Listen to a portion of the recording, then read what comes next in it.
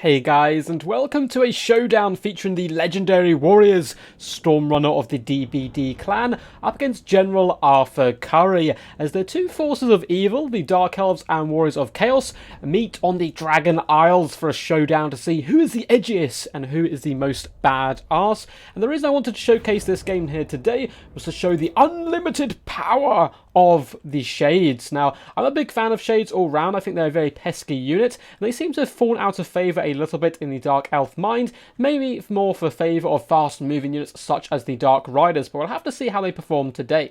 Away from the front lines, we have a mixture of Bleak Swords, who are relatively cheap and cheerful, mixed with Black Arc Corsairs, who are dual sword infantry. They look a little bit cooler than their average Bleak Sword brethren, and they can certainly chew their way through the enemy with a little bit more deadly efficiency. But yeah, Bleak Swords on the flanks with some harder hitting troops in the centre. It's always good to see.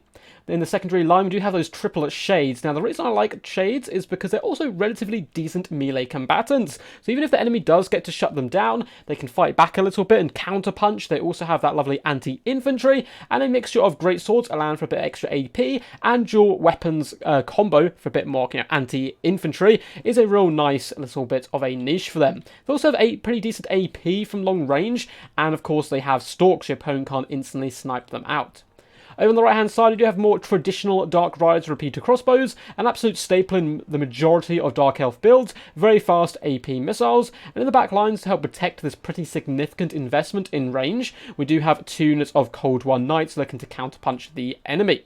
For the hero core here, we do have a Sorceress of Death riding this horse like an absolute badass. This horse, though, not looking at the healthiest of sorts. Coming in with Soul Blight with that minus 30 armor, certainly going to help support the range core. We have Doom on Darkness and Spirit Leech. Leading the charge up the hill, we have Lokir Felhart, one of the greatest duelists in the game, with his little Kraken helm on. And he's going to be coming in with Deadly Onslaught, Dreaded Duelist, Foe Seeker, as well as the Helm of the Kraken, and Merciless Slaver. So, someone like Lokir, I'm hopefully can be a little bit more competitive now that the Footlords tend to be a bit better. They don't get shoved around quite so much. Over hidden in the trees, it looks like we do have some Dark Riders as well, and over on the far side we have another unit of Dark Riders for the Dark Elf forces. Counter-skirmishing them for the Chaos, we have Marauder Horsemen with throwing axes, looks like two units over on the side there, and over on this side it looks like we had some more as well, but they did in fact pull back away from these Dark Riders. So apart from that, in the main battle line we have a ton of Chaos Marauders dotted along, and a huge contingent of the heavily armoured Chaos Warriors in the central pocket, looking to be the hammer that breaks the brittle front line of the Dark Elves, and all round the Chaos Forces really trying to hug this tree line where possible. He has some great weapons mixed in there as well in the form of Chaos Marauders. In the back, we do have a unit of the Dragon Ogres, not the Regiment of Renowned ones, but these scary lizards can certainly do a decent job. Anti-large will help surround large threats like dragons, hydras, and so forth, and really hammer them home. And if they can get their hands on those Cold War Knights, they should be able to deal with them relatively effectively. With Archaon, the Ever-Chosen, leading the charge here, simply coming with Fireball and Burning Head. That's all you really need on him. And he's also coming in with the Slayer of Kings, which turns him into an absolute world beater, at least for 25 seconds. He has Stand or Die and Foe Seeker. So it looks like that's it for the majority of the build. In the distance, we do have a couple of units as well of Chaos Warhounds, looking to really harass and get into the backline of the enemy, and they're certainly going to need to here up against the Dark Elves, unless those Chaos Warriors can punch through this front line quick enough. In the distance, Marauder Horsemen have actually been kind of separated from each other. They probably could have counter-skirmished the Dark Riders relatively well, but now the Crossbowmen are here to support. This unit is pretty much guaranteed to be doomed, although they are 360 those Javelins pretty effectively and doing some nice work onto the Riders, but cost-wise, this is certainly going rather well for the Dark Elves, and this other unit of Horsemen probably wants to give up before they indeed get trapped as well.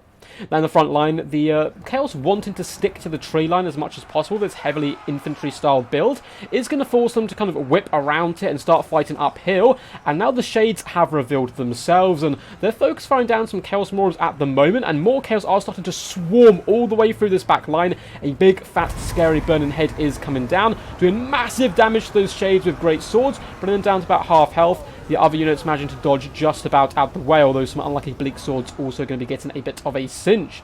However, the Corsairs are holding, at least for now. Lokir Felhart as well, working as a bit of a distraction here.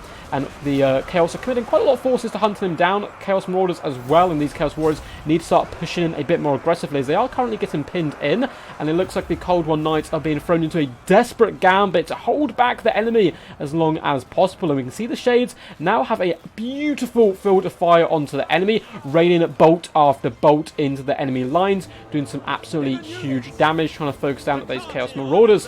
It looks like we are going to be seeing a spell come down here. Which one is it? It is Soul Blight to learn the armor of all these nearby troops, although Dragon Ogres are throwing themselves into the front line as well. So the Warriors of Chaos are doing a good job in this frontline engagement, but need to pressure this back line desperately. Where are those Warhounds? Looks like they're still yet to be micro. They need to be whipping around right now, putting pressure on the Shades and forcing them back, because if you let Shades fire like this consistently, they're going to rack up horrendous damage. Already 24 and 21 kills on these two units, and 6 on the weakened unit, although they did lose quite a few models early on. Looks like they are now focus firing down the Dragon Ogres, who are doing a good job, doing some nice damage up against the Cold One Knights. If we have a nice little cinematic view here, they are slowly starting to grind their way through and push into the back lines, but a little bit too little too late for them, as they are being felled by the mighty bolts and arrows of the Dark Elves. Shades getting a little close for comfort. It looks like another good Burning Head has come down the line. Slightly less successful this time, trying to catch both units rather than just finishing off one. And now the Dark Rise have also taken the high ground. So the importance of the high ground here really been kind of highlighted. The Chaos all bunched up, trying to force their way through the Dark Elf lines, really struggling quite badly. On the flip side though, it looks like the Cold One Knights as well as the Dark Riders are now being ground down. Everything had to get thrown forward to protect the archers at all costs, and they are slowly starting to lose the front line, and that will allow all of these Chaos forces to start pouring forth on top of the Shades where possible. Bleak Swords dueling up against Chaos Marauders relatively effectively down here. And the Fireball is firing in. It looks like it's me clipping a load of Dark Riders from Archaon, who's taken a bit of a beating, but in return has managed to fell Lokir Fellheart, who's down to just 179 health, and he can regenerate, but only when in combat. So of course running away does not count as in combat for him, and Archaon shall ride him down. Looks like it's not going to be a good day. Actually, Lokir being pushed along counts as being in combat. That's hilarious. But Archaon does slay the Dark Elf, who ends up face down in the muck in the middle of a desert in the middle of nowhere. Or not supposed to a desert, kind of a foresty, deserty type place. In the back here, it looks like Chaos Warriors have now punctured through the front line, and the Chaos player realising his mistake that he needs to get in here and do as much damage as he can to the Missile Core. Shades with Great with Swords, though, are going to be fighting relatively effectively here up against the thick armour of the Chaos Warriors. Shades coming in with decent stats all round, 50 melee attack here, although it looks like that has indeed been buffed up slightly. Big Burning Head is going down the line, roasting a ton of Dark Elf troops once more, really breaking the backbone of that Dark Elf build. Now, the question is, have the Shades and the protection they have been offered here by the Dark Elf player, have they done enough damage? Because that front line is completely broken at this point. Corsairs, Bleak Swords, Cold One Dread Knights, all fleeing in all sorts of directions, and in come the Chaos Warhounds, kept in deep reserve here, and now going to be darting in, trying to feast and shatter off units, as well as pressure the Shades. It looks like one unit of Shades is about done for. Dark Riders, though, are going to be a mobile force, countercharging the Chaos Warhounds, trying to force them off the field with some burst damage. Of course, Warhounds have a very low leadership, and if they can break these guys down, force them away, perhaps the Dark Elves can rally their troops. But all of a sudden, the Sorcerer of Death has been, not slain, but at least forced to flee by the might of Archaon, and now these Shades of dual weapons are being used as a last-ditch frontline troop, trying to buy time for all of these forces to rally, because there's still a lot of bang for your buck left in these troops, and it looks like the Sorcerer of Death has indeed returned to the fray, which could be absolutely huge, and straight away tries to get a bit of vengeance, dropping a Spirit Lich on Archaon, who's very low health at this point, is a really nice catch. Unfortunately, the Dark Rider Gambit did not manage to break the Warhounds because another unit counter-charged, although Cold One Knights are here to support, and this game switched so quickly from glorious play from the Dark Elves, and all of a sudden the Chaos break through that front line. More Shades here are starting to return, and once again there's another unit kind of idle, and a ton of Chaos units have returned to the fray. So the Chaos Warrior player slipping up on micro a little bit, but at the same time doing some glorious action with his Chaos Warhounds. So, you know, it's easier said than done, kind of watching after the game and seeing what units you left and which ones you didn't. Archaon desperately tried to get in here and help finish off the Sorcerer, but consistent Spirit Leeches and a mixture of the Shades with Great Swords as well as Black Arc Corsairs have managed to force them back, and Chaos may be ruling their chance of being a little bit slow to push out of the forest once more, as a lot of the troops are getting dealt with here. Shades with dual weapons are slowly carving up the enemy. 106 kills here, carving their way through the lightly armoured Marauders and the thick-plated armour of the Chaos Warriors. Really excellent play so far with the Shades over in the distance. It looks like some Bleak Swords are going to be getting cleaned up here by some Marauders, but the entire time Dark Riders are going to be unleashing shot after shot, and the balance power now firmly back in favour of the Dark Elves.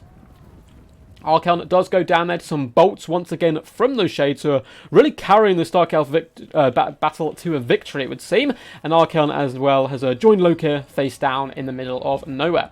Finally, the force of Chaos are starting to emerge from the trees and push forward. Chaos Warhounds once again going to be jumping onto the back of these Shades as the more cheap Chaos Marauders push forward. These guys do not have shields though. They are the great weapon variety. Charging uphill as well isn't really going to suit them, and the Shades should probably just turn and fight this, buy more and more time for these Dark Riders on their disgusting looking horses to unleash some shots. Cold One Knights as well darting in the downhill and helping to pin back these enemies a little while longer and doing some decent damage.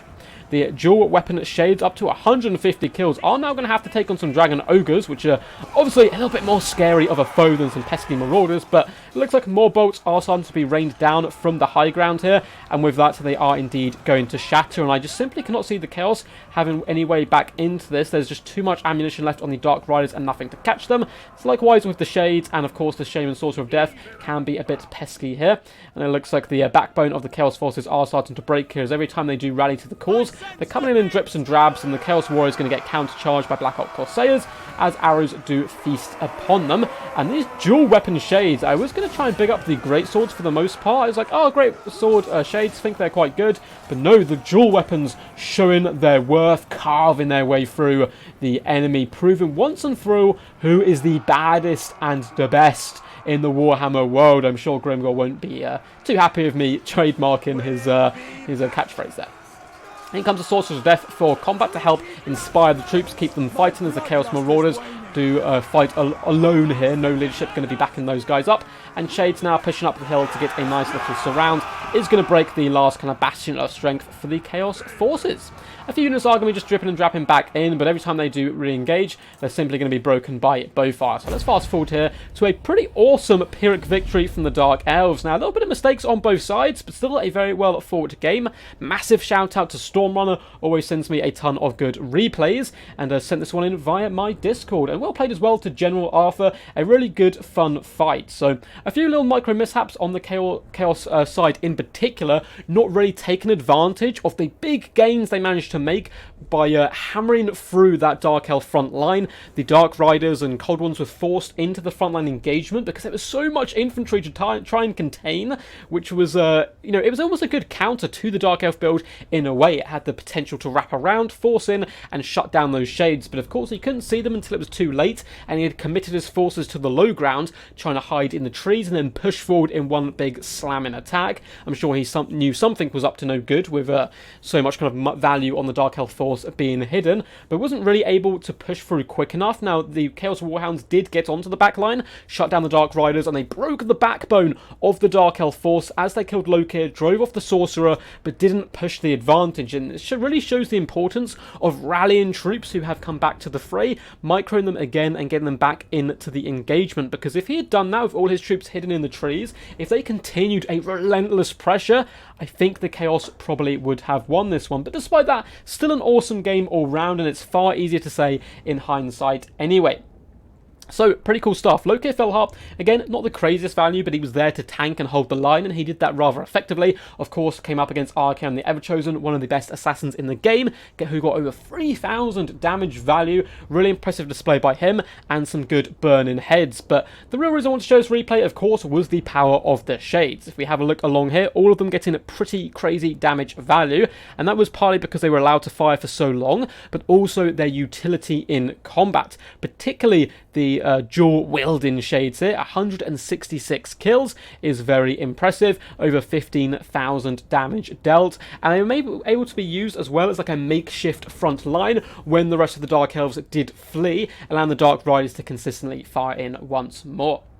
Anyway guys, I hope you enjoyed. If you did, feel free to give the video a big old thumbs up and subscribe for more Total War Warhammer content. We do try and drop at least a video a day and a couple of streams a week, so feel free to join the Duck Legions. 2021 will be the year of the Duck. Anyway guys, until next time, peace, and as always, stay awesome.